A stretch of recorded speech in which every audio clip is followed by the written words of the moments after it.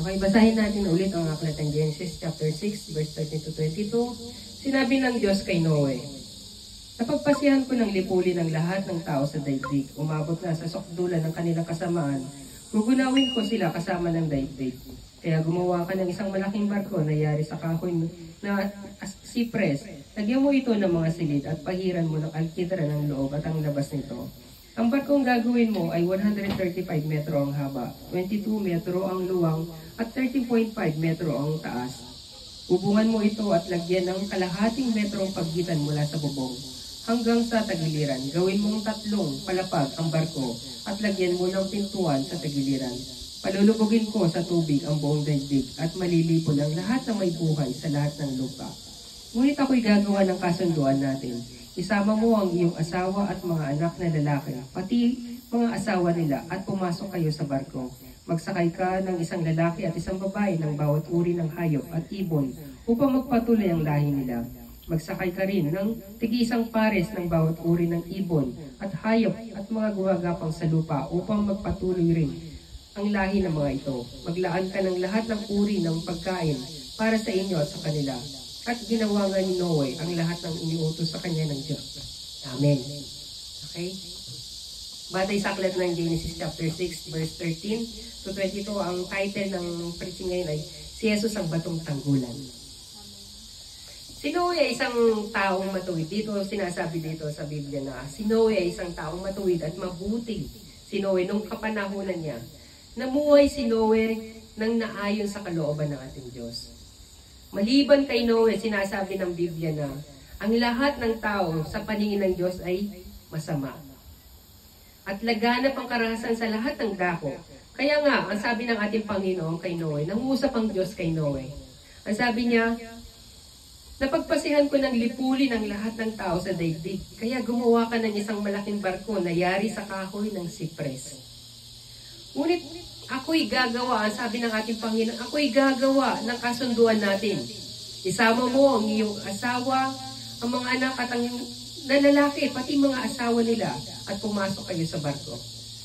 Yun ang kasunduan ng ating Panginoon kay Noe. Noong panahon na yun, si Noe ay nasa edad na 500 years old na. Nung kausapin niya ang Diyos. Pero, ginawa niya yung barko na yun sa mahigit 100 years. Biruin nyo, umabot ito ng 100 years bago natapos yung barko. Ibig sabihin lang nun, 100 taon naglingkod si Noe para lang matapos niya yung barko.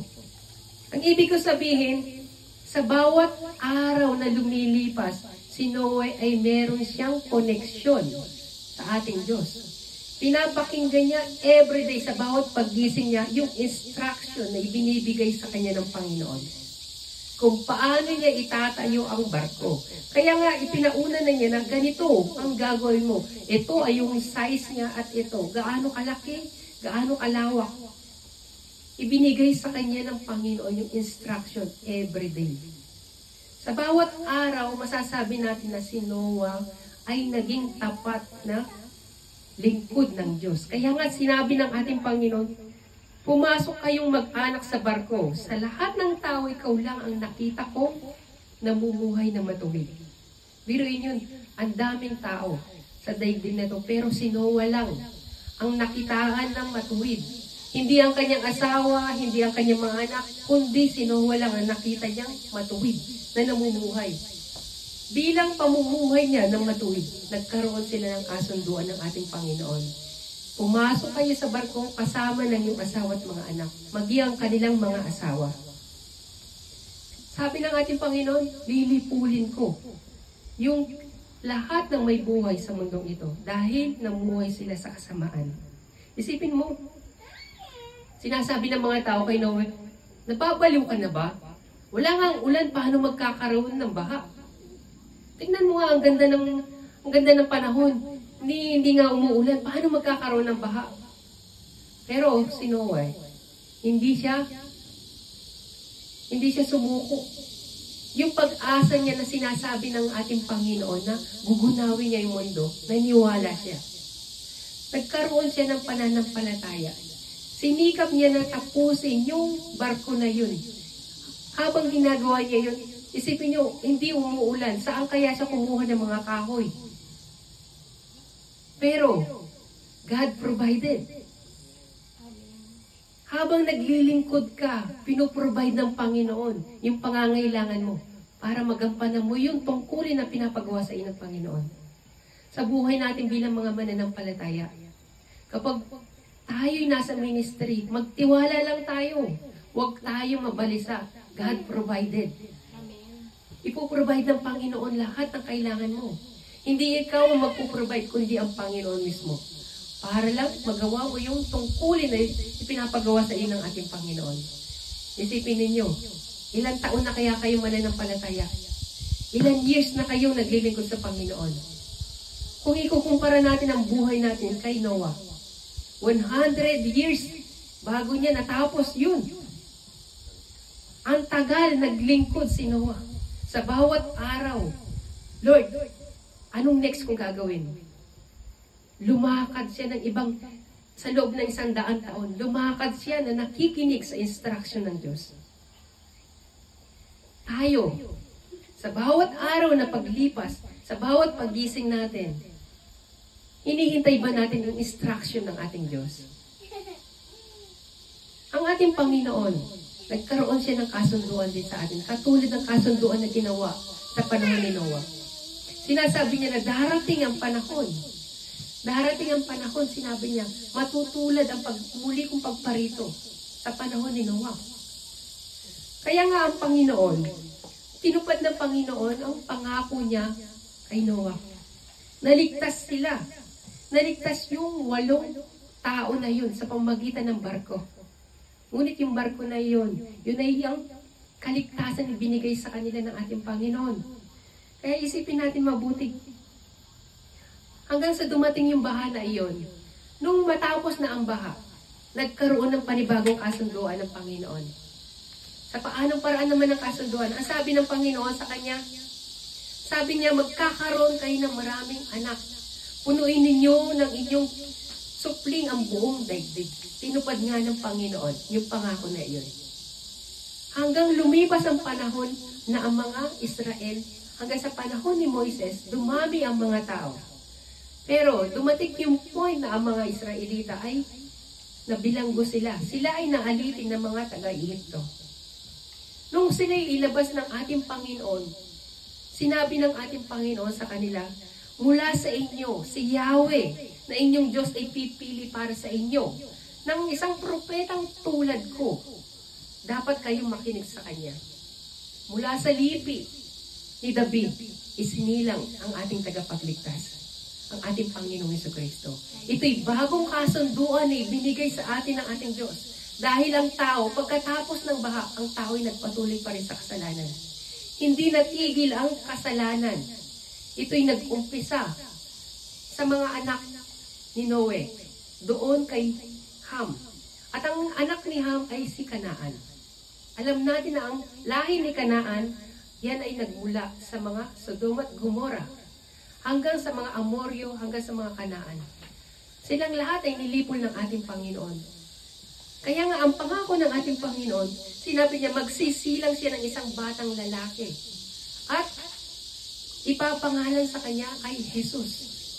Sapagkat ililigtas niya ang kanyang bayan sa kanilang mga kasalanan. Ito ang panibagong kasunduan na ibinigay sa atin ng ating Panginoon. Kaya nga sa pamamagitan ng kapanganakan ng ating Panginoong Jesucristo, tayo'y magkakaroon muli ng kaligtasan. Katulad na nangyari sa panahon ni Noah. Ang panahon ni Noah, ang mga tao'y namuhay sa kasalanan. Namuhay sila ng walang kinikilalang Diyos. Pero sa panahon nito, ganyan din ang panahon na ginawa ng tao, namuhay sila ng walang kinikilalang Diyos. Pero dahil sa habag ng ating Diyos at pag-ibig niya sa sangkatauhan, hindi niya nakaligtaan ang pangako niya. Kaya nga, sinabi niya, ngunit dahil sa ating mga kasalanan, kaya nasugatan siya at binugbog dahil sa pahirap na dinanas niya dahil sa ating mga kasamaan. Tayo ay gumaling dahil sa pahirap na dinanas niya at sa mga hampas na kanyang tinanggap. Tayong lahat ay tulad ng tupang naliligaw at nagkanya-kanya tayo ng lakad. Ngunit ipinataw ni Yahweh ang kaparsang tayo ang dapat tumanggap. Yan ang pangako ng Diyos para sa atin. Ipinahayag ito ni Propeta Isaias. Kaya nga nung isilang ang ating Panginoong Jesucristo, nagkaroon tayo ng pag-asa upang tayo ay mapatawad. Kaya nga tayo nga ay natubos sa ating mga kasalanan. Tinubos tayo sa pamamagitan ng kamatayan ng ating Panginoong Jesucristo doon sa krus. Sa pamamagitan ng kanyang dugo na dumanak, nalinis ang ating mga kasalanan. Tayong lahat ay natubos sa pamamagitan ng kanyang kamatayan. Saan tayo tinubos? Tinubos tayo sa kaparusahan sa impyerno. At higit sa lahat, pinagkalooban tayo ng Panginoon ng buhay na walang hanggan sa pamamagitan ng kanyang kamatayan. Ang kanyang muling pagkabuhay ay pagkabuhay na rin natin. Ipinagkalob sa atin ang buhay na walang hanggan saan? Doon sa kaharian ng langit. Ito'y libreng kaloob na ibinibigay sa atin ng ating Panginoon na hindi natin kayang bayaran. Kaya nga, ang kaligtasan ibinigay sa atin ng Diyos ay hindi ito maitutulad sa kaligtasan na ginawa ni Noe na barko.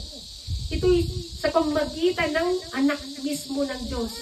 Ito'y ang ating Panginoong Jesucristo. Ginawa niya iyon upang hindi lamang si Noe, kundi ang buong sangkatauhan ay maligtas. Nung panahon na yun, si Noe lang ang naligtas at ang kanyang buong sambahayan. Pero sa panahong ito, ang buong sambahayan ay inalayan ng ating Panginoong Jesucristo ng dugo upang ang sino man sa Kanya, lahat tayo ay maligtas. Kaya kung paano ang Diyos ay nagkaroon ng kasunduan kay Noe, sinabi niya, Noe, isama mo ang iyong asawa at mga anak na lalaki, pati mga asawa nila pumasok kayo sa barko.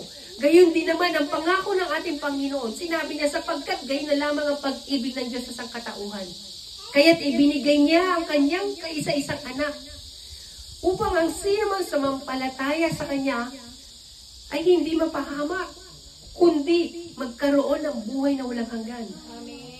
Ngayon, ito yung barko na ibinigay sa atin ng Panginoon. Sinabi niya, pumasok ka. Pero dito sinasabi niya, sumampalataya ka. Sumampalataya ka at magkakaroon ka ng buhay na walang hanggan. At hindi ka mapapahamak. Yun ang pangako na kasunduan sa atin ng ating Panginoon. Hindi ito may kukumpara sa barko na ginawa ni Moises, ni Noah. Ang ginawa ni Noah, nawasak lang yun. Pagkatapos nilang gamitin. Ang barko na ginawa ni Noah ay pang pamilya lang. Pero ang ginawa ng Diyos, ito'y pang lahatan. Ibinigay ng Diyos ang kanyang buktong na anak para sa ating lahat ng mga makasalanan. Basta sumampalataya ka lang sa kanyang buktong na anak, magkakaroon ka ng buhay na walang hanggan. Kaya nga ang tanong ko sa inyo ngayon, naihandaan na ba ninyo yung barko na iyon sa buhay ninyo? Paano kung dumating yung baha na sinasabi ng ating Panginoon? At hindi pa rin ninyo nagagawa yung barko na yun. Sabi ng ating Panginoon, ikaw, Noah, kasama ng iyong asawa at kasama ng iyong mga anak. Ibig sabihin, sino ang tinutukoy dito? Mga lalaki.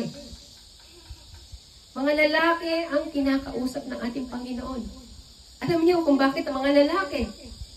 Una sa lahat, ang mga lalaki ang binibilang noong unang panahon. Ang mga babae hindi binibilang. Kaya ang ating Panginoon, kung titignan ninyo at babasahin ninyo ang Biblia, mga lalaki, lahat ang mga nakasaad sa Biblia at lahat ng mga lalaki ay kinausap ng ating Panginoon. Silang lahat, mula kay Abraham, kay Moises, kay David, kay Solomon, lahat puro lalaki. Dito, sinasabi ng ating Panginoon, nakahanda na ba yung barko para sa inyo? Para sa inyong buong sambahayan. Naihanda niyo na ba yung barko na iyon? Namumuhay ba kayo? Para sa katotohanan. Kaya nga, sabi ng ating Panginoon, sinasabi niya sa kasulatan na, paparito ako. Paparito ang anak ng tao na maitutulad noong nangyari yung kapanahunan ni Noe. Ang mga tao noon nagsisikain at nagsisipag-asawa. Sila ay nagsisikain hanggang sa araw na dumating. Dumating yung baha na iyon at lahat ng mga nasa labas ay namatay. Anong klaseng paghahanda ang inihahanda nyo ngayon sa muling pagparito ng ating Panginoong Jesucristo? Sinasabi ng ating Panginoon, Nakahanda na ba kayo sa pagparito ng ating Panginoong Yesus? Sinasabi ng Biblia na may kanya-kanyang pundasyon na itinatayo ng tao. Sinasabi dito na nagtatayo kayo na gumagamit kayo ng ginto, pilak, mga mahalagang bato. Mayroon naman gumagamit ng kahoy, damo o dayami. Makikita ang uri ng bawat gawa ng tao sa araw ng paghuhukom. Sapagkat mahayag sa pamagitan ng apoy kung anong uri ng ginawa ng bawat isa. Ngayon, anong uri ng pundasyon ang ginagawa ninyo upang kayo at ang inyong asawa at mga anak ay maligtas? Anong klaseng pundasyon ang inyong itinatayo para kayo ay magkaroon ng buhay na walang hanggan? Tignan ninyo ang buhay ni Noah. Siya mismo, meron siyang koneksyon sa Diyos. Nakikipag-ugnayan siya sa Panginoon. Hindi ang kanyang asawa, hindi ang kanyang mga anak, kundi si Noah mismo ang nakikipag-ugnayan sa Diyos. Napakalaki ng part ng isang lalaki sa loob ng tahanan upang magkaroon ng kaligtasan ng kanyang buong sambahayan. Napakalaki ng halaga. Yung parte na binibigay sa atin ng ating Panginoon. Malalaman niyo kung bakit. Sabi niya dito, sapagkat wala nang ibang pundasyong maaring ilagay maliban sa inailagay ng walang iba kundi ang ating Panginoong Jesucristo. Inilagay ng ating Panginoon ang pundasyon na iyon. Sabi niya, wala nang ibang pundasyon na maaari pang ilagay. Ibig sabihin, kung babalikan natin yung John chapter 3 verse 16, ang sino man sumampalataya sa akin ay magkakaroon ng buhay na walang hanggan at hindi siya mapapahamak. Ibig sabihin, ang pundasyon na dapat niyong itayo ay pananampalataya.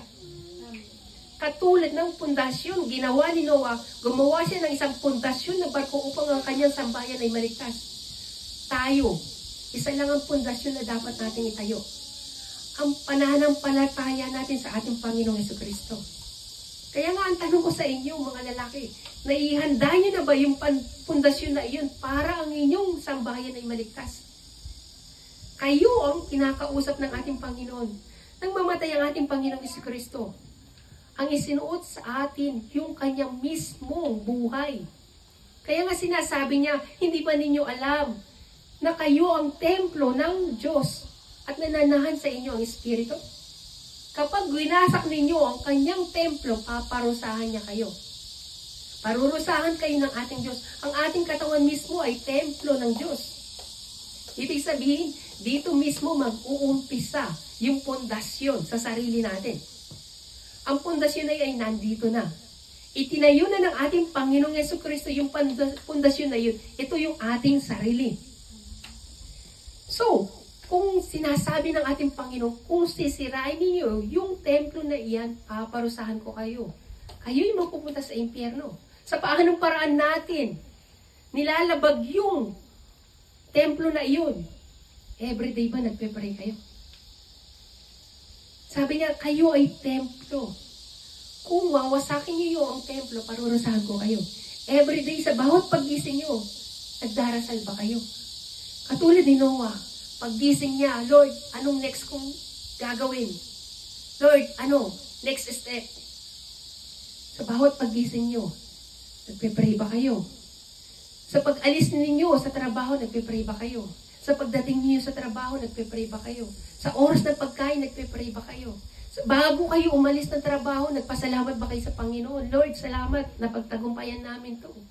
Kapag umalis na kayo, pagdating niyo ng bahay, nagpe-pray ba kayo? Lord, salamat, nakarating ako na safety. Sa bawat araw, sa bawat pagtulog niyo, nagpe-pray ba kayo? Ang inyong templo, malinis ba? Nililinis niyo ba yung templo na iyan? Alam niyo, kaya nga, sinasabi niya rito, ang aking bahay ay tatawaging bahay dalanginan. Sinabi niya yun. Ngunit ginawa niyo itong lugar ng magnanakaw. So yung bahay na yun, yun yung templo ng ating Panginoong Jesucristo. Ito yung katawan. Kaya nga sinasabi ko sa inyo, kayo mismo, sa inyong mismo mag-uumpisa yung pundasyon na iyon. Mga lalaki, pundasyon nyo. Kayo ba'y nagdarasal? Nagdarasal ba kayo para sa bagay na iyan? Kaya nga, Ginawa ninyong lunggana magnanakaw ang aking bahay. Ibig sabihin, dapat malinis ang ating katawan. Kayo ba'y namumuhay? Nagdarasal ba kayo ba'y nagsisisi sa inyong mga kasalanan? Alam nyo, sa buhay namin, sa patotoo ko lang sa buhay namin, sa bawat pag-alis namin, bago kami umalis na, paggising lang namin, madaling araw, nagba-Bible study na kami ng asawa ko. Everyday. Kinakailangan. Importante na mag-Bible study kami sa paggising namin bago kami umalis ng trabaho. Bago umalis ng trabaho sa bahay, magpe-pray. Pagsakay ng motor, bago umalis, magpe-pray. Pagdating ng trabaho, magpe-pray. Alam yung ginagawa ko sa trabaho? Lahat ng mga kagamitan na yan, hinahawakan ko. In Jesus' name, in Jesus' name, in Jesus' name. Lahat kayo maging maayos. Hindi kayo maging pulyang sa araw na ito. Lahat ng mga ginagawa ko, walang magiging pulyang in Jesus' name. Kasi nga, itinatayo ko yung pundasyon na iyon. Tinatayo ko yung pundasyon na yun. Ano bang oras darating ang Panginoon? Sa lahat ng dako, kahit saan ka magpunta, nandun yung pundasyon mo. Yung pananampalataya ang sinasabi ko, pundasyon ng pananampalataya. Alam niyo, patotoo ko sa inyo nangyari. Nung Wednesday,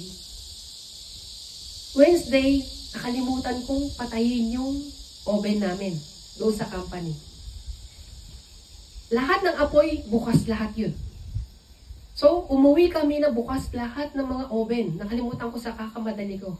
Alam niyo nangyari? Pagpasok ko doon, nagulat ako, napakainit. Pagpasok ko, hindi na ako humihinga. Para na ako mahihimatay. Kasi nga yung gas, hindi namatay. Yung apoy, hindi namatay. Pero salamat sa Diyos. Dahil hindi nagkaroon ng sunog. Pero yung buong building, sumabog na yung mga hose. Pero yung apoy, walang apoy. So, hindi nagkaroon ng sunog. Alam niyo, yun ay habag ng Diyos. Amen. Dahil doon pa lang, itinatayo ko na yung pundasyon na yun sa loob ng company. Biruin nyo, sumabog lahat ng mga hose sa sobrang init. Pagpasok ko, hindi na ako humihinga, para na akong hihimatayin. Sabi ko dito, umatras ka, bumalik ka doon sa labas. Nagmadali akong buksan lahat ng mga exhaust para lang higupin yung gas tsaka lahat ng ano. Pero biruin nyo, pagbukas ng ano, hindi sumabog yung buong company. Nasunog lang yung mga hose. Pero walang sunog na nangyari sa loob ng kumpanya. Yung mga plate, sunog lahat yun. Pero walang nagkaroon ng sunog. Biruin nyo, yung bahay, nandun yung apoy, nananatili 13 hours. Ginawa niyang steam yung buong kumpanya. Pero hindi nasunog ang kumpanya. Ganoon ang nagagawa ng panalangin. Amen. Noong panahon ng mga tinawag ng ating Panginoon, saan man sila makarating, nagtatayo sila ng altar sa pamagitan ng pag-aano ng mga bato. Saan man sila makarating, nagpe-pray sila doon. Paglipat nila sa ibang lugar, nagtatayo sila ng mga bato, altar, nagpe-pray sila. Ganon din ang ginagawa namin. Saan man kami naroon, nagdarasal kami, nagtatayo kami ng pundasyon. Pundasyon ng relasyon mo sa Panginoon. Yan ang pananampalataya. Kaya nga sinabi ng Panginoon, darating siya katulad ng panahon ni Noah. Kasi nga, kung hindi tayo mamumuhay na may pananampalataya sa ating Panginoon, saan man tayo makarating, ang sabi niya, lahat sila ay namatay. Tayo, kahit na nagtatrabaho tayo, nandyan yung pundasyon. Itayo ninyo yung pundasyon ninyo sa kumpanya ninyo, sa loob ng tahanan ninyo. Kahit saan kayo makarating, magtayo kayo ng altar na kung saan may itatayo ninyo yung pundasyon ng pananampalataya. Sapagkat sinasabi ng ating Panginoon, tandaan ninyo, saan man kayo naroon, kasama ko kayo, hanggang sa dulo ng daigdig. Hindi ko kayo iiwan, kasama ko kayo. Biruin nyo si Noah, 100 taon. Naglingkod siya, naging tapat siya. Itinayo niya talaga yung pundasyon ng pananampalataya niya. Kaya nga ang kanyang buong sambahayan inaligtas. Kaya nga tayo mismo, itayo natin yung pundasyon na yun na hindi na mapapalitan pa. Wala nang ibang pundasyon. Maliban na lamang kung magtatayo kayo ng ibang pundasyon. Kaya nga sabi ng ating Panginoon, nandiyan sa 10 kautusan, huwag kang sasamba sa ibang Diyos. Kung hindi ka tatawag sa ating Panginoon, sinong Diyos ang tinatawag mo? Sinong Diyos ang pinaniniwalaan mo? Dalawa lang yan. Sarili mo. o yung demonyo. Kasi sa mga tao na hindi tumatawag sa Diyos, ibig sabihin, hindi sila nananampalataya sa ating Panginoon. So doon pa lamang ibinibigay na sa atin yung pundasyon ng pananampalataya na ang ating dapat paniwalaan ng ating Panginoong Jesucristo. Kaya nga napakahalaga ng parte ng isang lalaki sa isang pundasyon ng pananampalataya sa buong sambahayan. Kaya nga dito, makikita natin na sabi niya, sumampalataya ka sa Panginoong Hesus at maliligtas ka at ikaw at ang iyong sambahayan. Biruin niyo yun, sumampalataya ka, ikaw at ang buong sambahayan ay maliligtas. Sa paanong paraan? Ikaw mismo magdadala sa mga pamilya mo sa harapan ng ating Panginoon. Ang nangyari dito, yung kwento ni Pablo, nung sila'y nakakulong, sila'y iniisip ng kawal na tumakas sila Pablo. Pero sabi niya, magpapakamatay na sana siya, pero sana, huwag mong gagawin yan. Pero nung gabi na iyon, dinala ng kawal si Pablo sa tahanan. At doon nagpahayag ng salita ng Diyos. Nagtanong yung kawal, sabi niya, paano ba ako maliligtas? Ang sabi niya, sumampalataya ka sa Panginoong Hesus, maliligtas ka at ikaw at ang iyong buong sambahayan. So nagkaroon ng pananampalataya ang kanilang buong sambahayan. So tayo rin naman, mga lalaki, dapat tayo mismo, yung pundasyon na yun, tayo mismo nag-uumpisa sa pananampalataya. Alam niyo kung bakit? Dahil tayo, mas malaking parte natin kesa sa mga asawa natin. Ang asawa natin ay tadyang lang. At ang babae, sinasabi ng Biblia na ang mga babae ay mahihina. It's natural. Nakasaad yan sa Biblia. Natural sa mga babae na mga mahihina sila. Ang sabi ng Panginoon, kayo mga lalaki, pagtiisan ninyo yung mga asawa ninyo mga babae sapagkat sila'y mga mahihina. Amen. Natural na ang mga babae ay mga mahihina. Sinong una nagkasala? Si Eva. Dahil ang babae, natural sa kanya ang pagiging mahina. Dahil yung parte niya ay isang tadyang lang. Ngayon ang mga lalaki, mas malaki ang parte nila. Pero hindi ibig sabihin mas malaki ang kaparte, mas malaki din yung parte natin na dapat gugulin sa pananampalataya. Kasi nga sinasabi doon, si Noe lang ang matuwid. Hindi ang kanyang asawa, hindi ang kanyang mga anak, kundi si Noe lang. Kaya nga sa atin, sa pundasyon natin, sa buhay natin mga magulang, kung ano man yung ating mga nakaraan, yung mga nagawa natin kamalian sa buhay natin, huwag na nating ipasa sa ating mga anak. Kung ano man yung mga bagay na pamumuhay natin ng pagiging makasalibutan nung wala tayong pananampalataya, dapat ngayon ipakita natin. Ipakita natin yung pundasyon ng pananampalataya. Huwag na nating ipasa sa ating mga anak. Alam niyo kung bakit? Sinasabi ng ating Biblia, ang kasalanan ng mga magulang ay sisingilin ko sa kanilang mga anak sa ikatlo at ikaapat na salaylahi. So sa inyo palang mga magulang, dapat maging magandang halimbawa na kayo sa pananampalataya. Kayo mismo yung magiging pundasyon para sa pananampalatayang ito, especially mga lalaki. Alam nyo, yung asawa ko, nung bago kami magkakilala, siya isang Katoliko. Isa siyang Katoliko, ako isang born again. Nung napangasawa ko siya, sinabi ko sa akin sarili, never ako makikipagdebate sa kanyang religion. Alam niyo ano sabi ko sa kanya? Halika rito. Never ako makikipagdebate sa iyong religion. Hindi kita pagbabawalan kung anong lahat ng gawin mo. Mag-sign of cross ka man sa loob na simbahan. Mag-sign of cross ka man dito. May rosaryo ka man. Lahat meron ka. Wala akong pakialam. Halika rito. Mag-Bible study tayo. Mag-aral tayo ng salita ng Diyos. Magtanong ka, lahat ng tanong mo, sasagutin ko. Dumating yung point na taon lang, siya mismo nagbabasa na siya ng Biblia. Hanggang siya mismo, natagpuan niya ang kasagutan, ang Panginoong Jesucristo. Siya lang ang dapat sambahin. Siya mismo ang nagsuko ng lahat ng iyon. Tinapon niya lahat ng pananampalataya niya sa mga bagay-bagay na iyon. Hindi ako nakipagdebate sa kanya. Ako, nagdasal lang ako para sa kanya. Lord, darating ang araw, babaguhin niyo ang tao na ito. Kung paano niyo akong binago, babaguhin niyo rin siya. Faith sa lalaki. Alam ko na ang babae mahina. So, naniwala ako sa ating Panginoong Jesucristo na darating ang araw babaguhin niya yung aking asawa. Hanggang sa point na dumating, naging talagang masugid ako na stricto sa kanya. Tinuruan ko siya kung paano siya lalakad sa pananampalataya, pero hindi ako nakipagdebate sa kanya patungkol sa isang anumang religion. Dahil hindi yan kalooban ng ating Panginoon. Maging bukas ka sa kaisipan ng pananampalataya ng ibang tao, pero ipahayag mo sa kanyang katotohanan. Amen. Dumating sa point na siya na mas mainit kaysa sa akin. Ang sabi niya sa akin, siya pa nagtuturo sa akin patungkol sa pananampalataya. Bilang isang asawa, sabi niya, bilang isang lalaki, dapat sa'yo ko nakikita ang isang halimbawa ng isang pananampalataya. Dapat ikaw mas malakas sa pananampalataya, hindi ako. Dahil ako'y babae, ikaw yung lalaki. Mas malaki ang parti mo, lalaki. Sa pananampalatayang ito, ako isang tadyang lang. Sa'yo ibinigay ang karapatan. Sa'yo. Kaya dapat ikaw ang mag-akay sa akin, hindi ako mag-aakay sa iyo. Dahil ako, akayan kita sa kasalanan sa salibutan. Pero dapat ang lalaki ang mag-aakay sa pananampalataya. Amen. Hindi ang babae. Alam niyo kung bakit? Mas mabigat na ibinigay sa atin ng Panginoon. Alam niyo kung anong utos na ibinigay sa atin na pundasyon para sa pamilya. Mga lalaki, mahalin mo ang iyong asawang babae.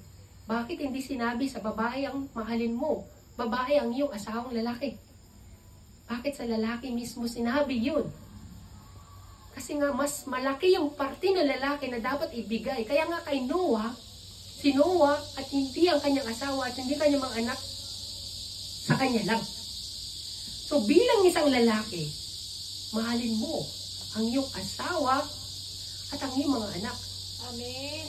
Alam niyo ano sinasabi ng Biblia? Paano mo masasabi kung minamahal ka ng iyong asawa? Sinasabi ng Biblia, kung ang lalaki minamahal niya ang kanyang sarili, mamahalin niya rin ang kanyang asawa. Amen. Bakit mo kinakailangan mahalin ang iyong sarili? Sabihin ko sa inyo, sabi ng ating Panginoon, kayo ang ulo ng tahanan. Katulad ng ulo ang ating Panginoong Jesucristo. Ibig sabihin, sa tabi mo ang ating Panginoong Jesucristo. Kung hindi mo kayang mahalin ang iyong sarili, hindi mo rin kayang mahalin ang iyong asawa. So, kayo mismo, mahalin mo ang iyong sarili. Sabi niya, mahalin mo ang iyong sarili at mamahalin mo rin ang iyong asawa. Ibig sabihin, sa iyo mismo mag-uumpisa yung pundasyon. Kung mag-iba ang ulo, paano pa mabubuhay ang lahat? Mawawasak ang lahat kung mag-iba yung ulo. Yung mga lalaki mismo, kapag wala yung pag-ibig nila sa kanilang asawa, guguho ang buong pamilya. Kaya nga mga lalaki, napag-aralan ko yan. Totoo. Sa pananampalataya, dapat ang lalaki ang mas matatag sa pananampalataya. Sa mga babae, binigay lang, pasakop ka sa iyong asawa. Yun lang ang binigay sa kanila, mababa lang. Kundi pasakop lang. Sa panahon ni Abraham at ni Sarah, anong tawag ni Sarah sa kanyang asawa? Hindi asawa, Panginoon. Ibig sabihin, sumusunod siya sa standard na ibinigay sa kanya ng Panginoon.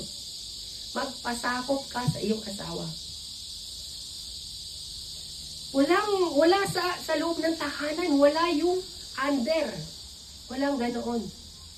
Dapat sa loob ng pamilya, nandun yung standard ng pundasyon na ibinigay sa atin ng ating Panginoon. Kung hindi natin masunod yung pundasyon na ibinigay sa atin ng ating Panginoon, mawawasak ang pamilya. Kaya nga sinasabi ng ating Panginoon dito, sinasabi niya, kung kayo'y nagtutulungan, sabi niya dito, sa loob ng tahanan, sabi niya, kung ang mga pamilya ay naglalaban-laban, ito ay mawawasak.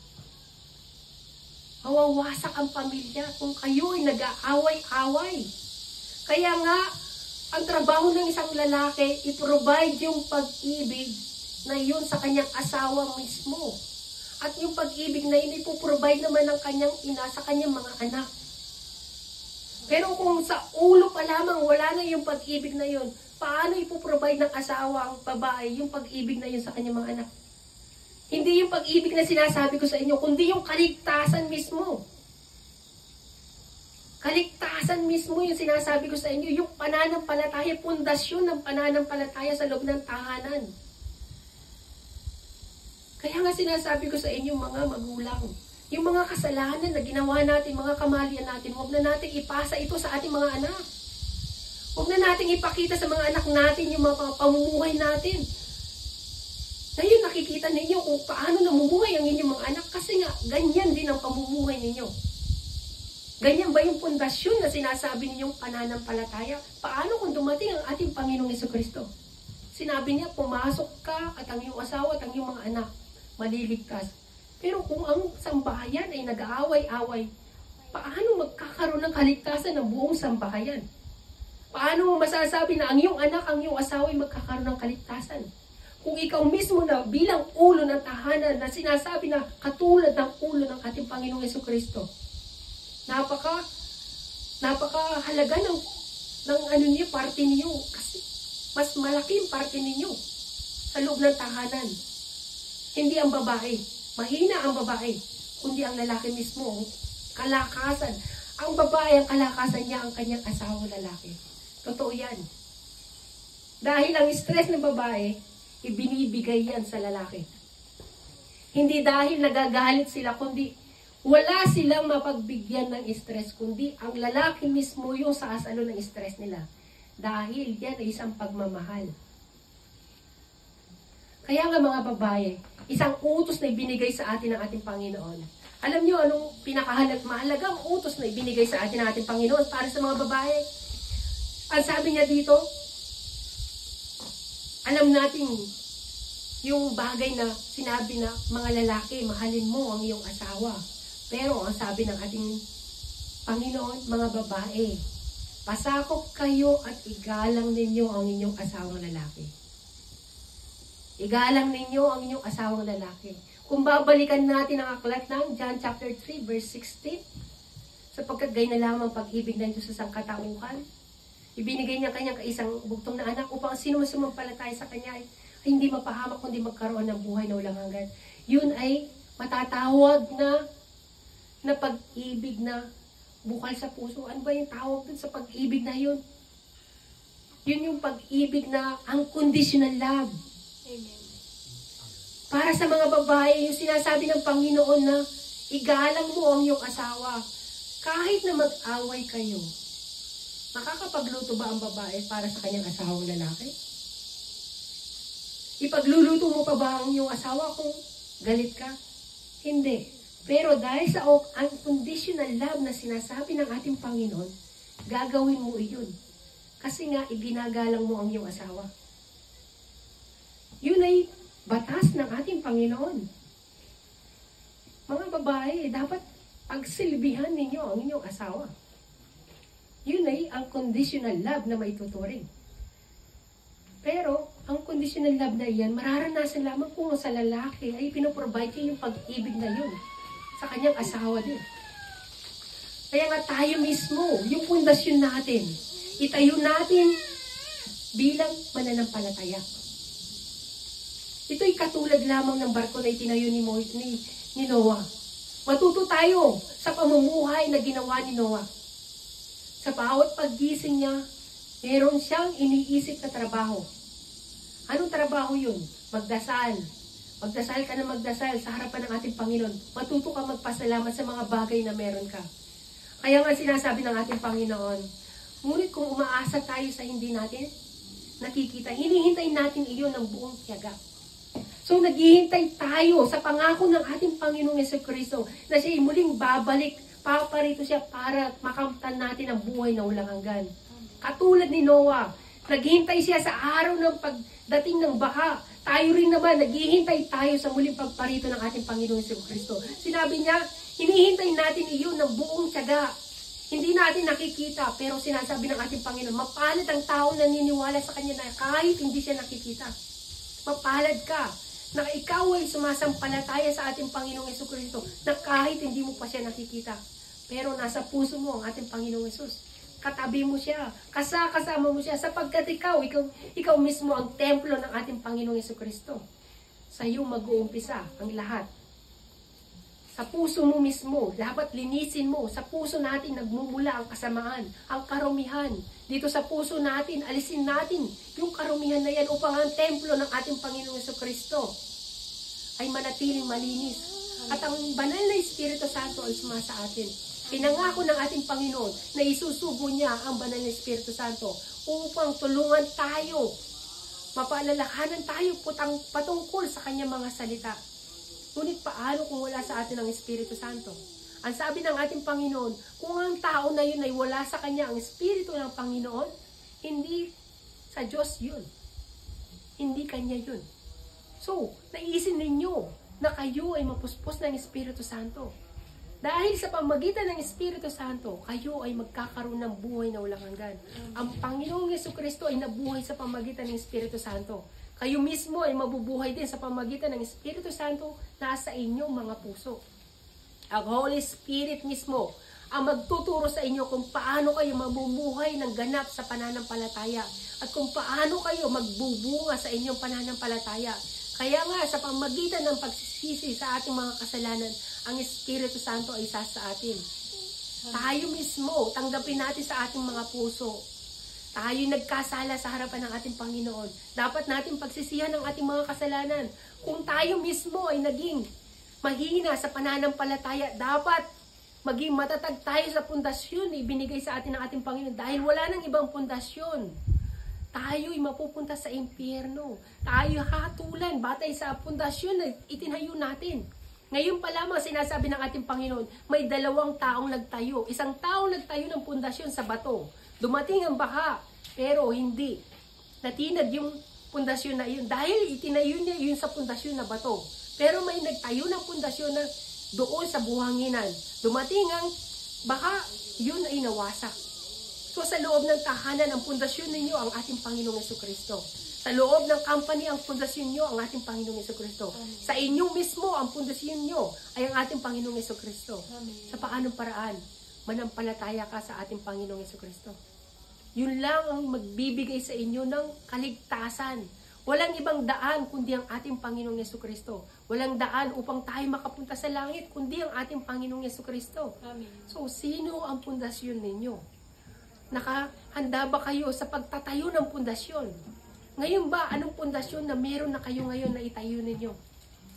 Naisip nyo ba na kapag dumating yung panahon na dumating ng ating Panginoon, nakahanda ba yung tahanan ninyo?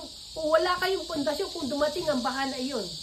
O isa kayo sa mga tao na kayo ay maiiwan at mamamatay? Kaya nga isipin nyo mabuti. Isipin nyo mabuti. Ibinigay na sa atin yung instruction kung paano tayo maliligtas. Katulad ni Noah. Noah, ganito ang gawin mo. Gagawa ka ng ganitong barko. Ganito kataas, ganito kahaba. Sa atin, ibinigay na sa atin yung instruction ng ating Panginoon. Ano ang sabi niya? Magsisi ka sa iyong mga kasalanan sapagkat malapit na dumating ang kaharian ng langit. Pagsisihan mo, talikdan ang iyong mga kasalanan. Dahil malapit na akong dumating. So yung instruction na yun, napakasimple. Pagsisihan lang natin at tanggapin ang ating Panginoong Jesucristo. Magkakaroon kayo ng buhay na walang hanggan. Pero isa lang ang sinasabi ko sa inyo. Magkaroon kayo ng pananampalataya. Saan man kayo naroon, magpasalamat kayo sa ating Panginoong Jesucristo. Ipagpasalamat ninyo kung ano ang narating nyo ngayon. Hindi sa mga bagay na kayamanan, kundi dahil still nabubuhay ka pa rin. Still, pinagpapala ka ng Panginoon. Still, yung pamilya mo, buhay pa rin. Pinagpapala ng ating Panginoon. Kahit nandito ka, maaari mong ipagdasal ang iyong pamilya. Kahabagan ng ating Panginoon, ng yung buong sabahayan. Ipagdasal mo sila na sila man ay maligtas. Magkaroon sila ng pananampalataya. Kaya nga, sa oras na ito, tayong lahat ay manalangin sa harapan ng ating Panginoon. Tayong lahat ay magpasalamat sa ating Panginoon sa kaligtasan na ibinigay sa atin ng ating Panginoon, yung pag-asa na ipinagkaloob para sa atin.